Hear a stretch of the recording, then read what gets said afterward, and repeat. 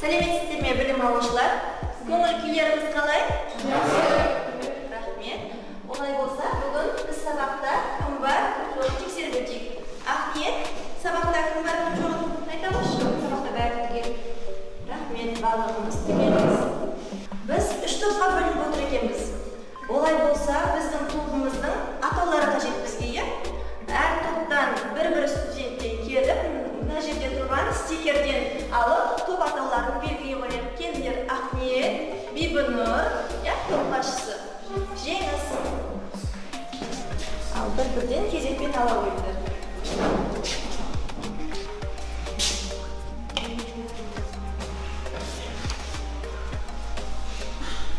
Стикерде не деп жазылды? Оқи қояйық, Жеңіс. Бізге Жапония. Бізге қазақ халқы болып түсті. Бізге үнді халқы түсті. Олай болса, атауларымыз белгілі болды. Жапон елі бізде Жеңістің командасы.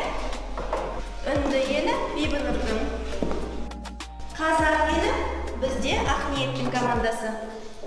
Енді орындарыңыздан топ басшылары тұрып, әр топқа сол салттың дәстүрімен амандасайық.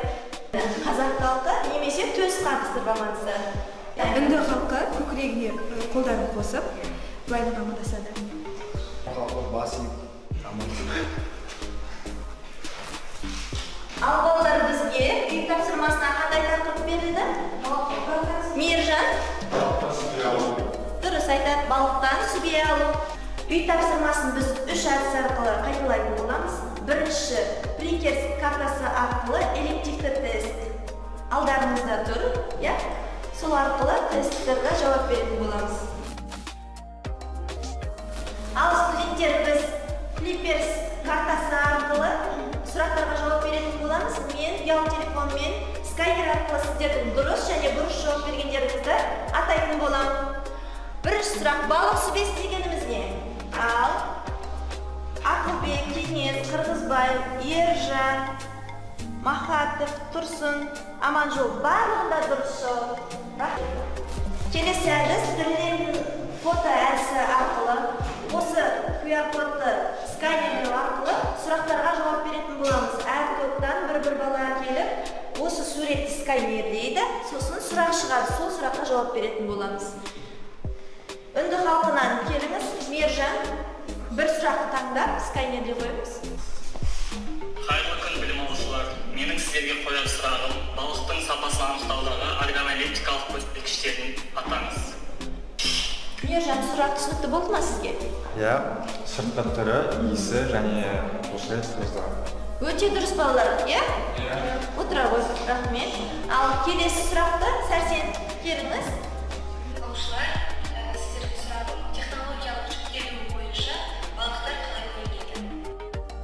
Сұрақ түсінікті болса, жауап беріңіз.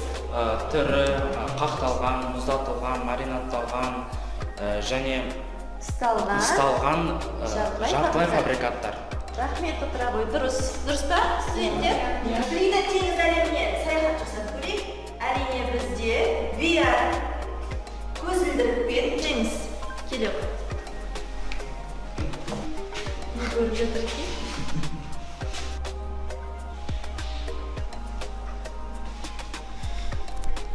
Ал Жеңіс аяулым, егер көзілдірікмен не көрдіңіздер, бізбен бөлісіңіздер. Теңіз әлемге бір саяхаттағандай болды. Теңіздің ішінде барлығы акула, адамдар. Барлықтарыңызға сұрақ қойғым келіп тұр. Балық көріпті теңізде, теңіз өнімдерін көріпті. Сонда бүгінгі біздің жасайтын тағамыз неге байланысты деп ойлайсыздар? Әрине, теңіздегі балықтар, сонда біздің тақырыбымыз қандай болады? Балықтарымыз. Ал балықтарда біз қандай тағам? Қалай жасаймыз балықтардан тағамды? Стейк дайындауға болады, сосын котлет дайындауға болады. Және балықтан ыстық тағам дайындаймыз. Бүгінгі жаңа сабағымыздың тақырыбы балықтан ыстық тағам дайындау. Бүгінгі біздің алдымызға қоятын мақсатымыз дәптерді ашып жазып алайық.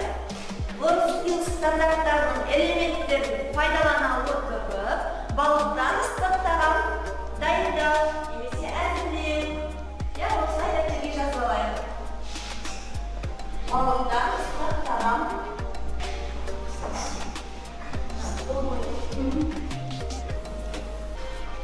Біздің мақсатымыз айқын. Олай болса, біз ары қарай жаңа сабақты бастаймыз. Жаңа сабақта бізде балықты бөлу әдістерден бастағым келіп отыр. Ең бірінші біз балықты бөлмесек, біз тағам дайындай алмаймыз. Дұрыс па балалар?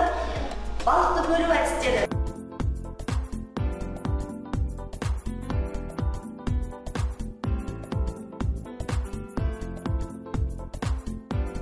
Дайындалады екен.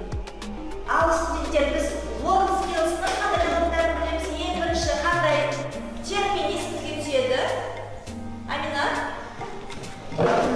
Жұмыс орнын дұрыс ұйымдастыру. Оның тағы орыс тілінде қалай болады, Жанар? Правильно подготовить рабочее место. Рахмет, дұрыс. Рахмет, дұрыс. Бізде осындай техник сөздерді WorldSkills стандарттарында пайдаланып келеміз. Әрі қарай, кім айтады? Ең бір тұрымыз? Жеңіс. Тарелке ақ түсті дөңгелек пішінді 32-31 см болуы қажет. Стандарт бойынша 31-32 см. Дұрыс, правы. Мержан? Берілген уақытта жұмысты аяқтау. Дұрыс. Өте жақсысыңдар студенттер. Берілген мерзімде біз тағамды ұсынып үлгеруіміз керек. Бүгінгі сабақта модуль 4-ші балықтан ыстық тағам дайындау. Біздің модуліміз 4-ші.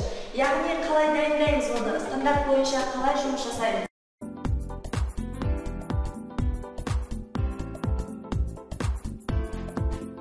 Ал студенттер, бүгінгі сабағымыз эксперттердің бақылауымен өтетін болады. Бірінші экспертіміз Утамбетова Динар Тілегенқызы. Келіп орныңызға отырсаңыз болады. Екінші экспертіміз Қабылбекова Мөлдір Ержанқызы. Үшінші экспертіміз Қуанышбек Айдана Азаматқызы. Сарапшылармен таныстық. Енді WorldSkills конкурсының бағалау критерийі. Сарапшылардың, яғни эксперттердің қолында бағалау критерийі болады. Сіздерді осы парақ бойынша бағалайтын болады, яғни ол жердегі критерийлер.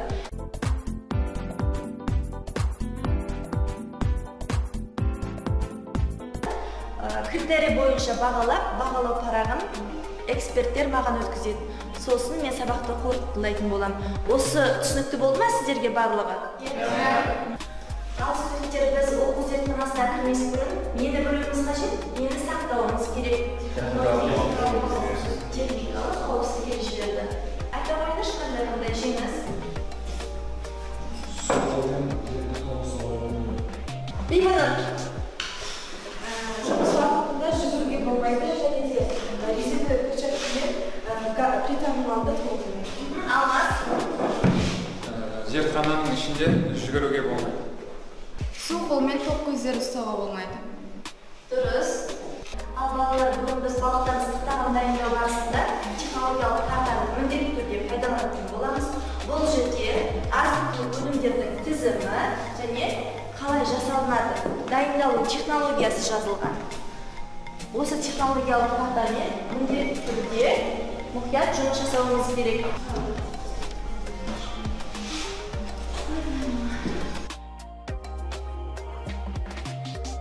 Ал студенттер, біз арнайы ас-класс киімімізді киіп, зертханаға кірейік.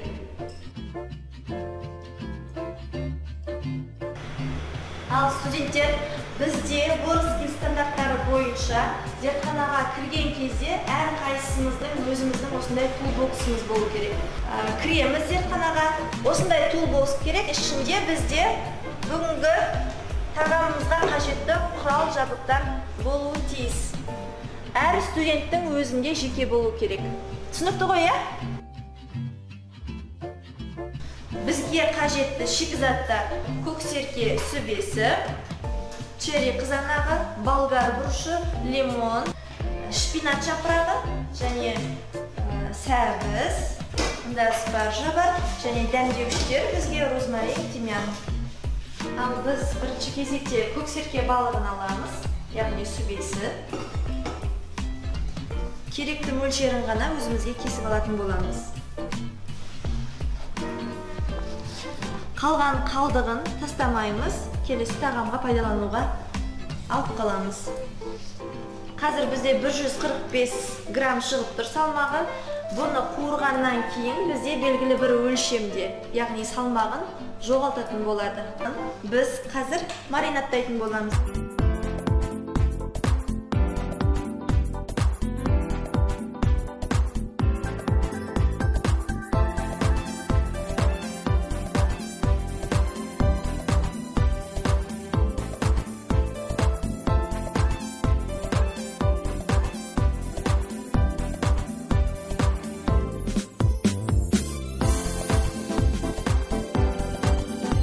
Жартылай дайын болған балық сүбемізді біз параконвектоматта 180 градуста 10-15 минут дайын болам дегенше пісіріп аламыз.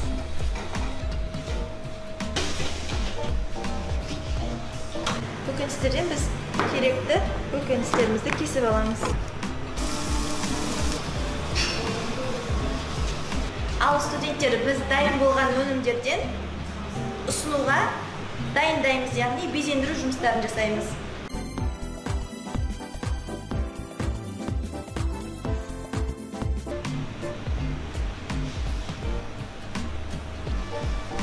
Ал студенттер, мен сіздерге балықтан ыстық тағам дайындау тәсілін барлығын көрсеттім.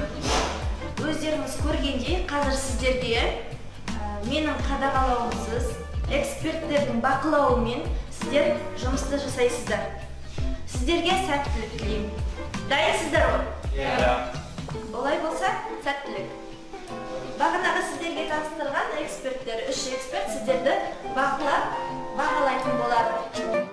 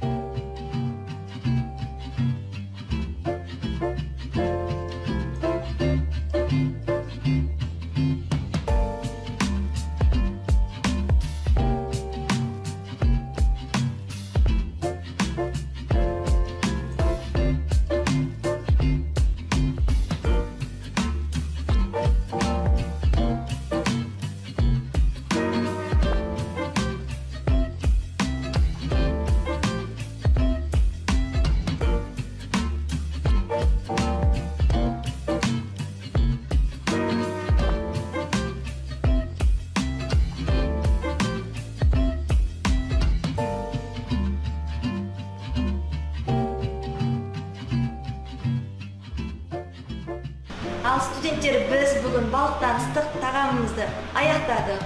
WorldSkills стандарттарының талаптарына сәйкес жасалынды. Бұл жерде тағамымыздың шығымы 275 грамм. Ал енді сіздердің жасаған тағамдарыңызды осында әкелулеріңізді өтінем. Бізде үнді елінің тағамы дайын болды, Жапон елінің тағамы дайын болды, және қазақ елінің тағамы.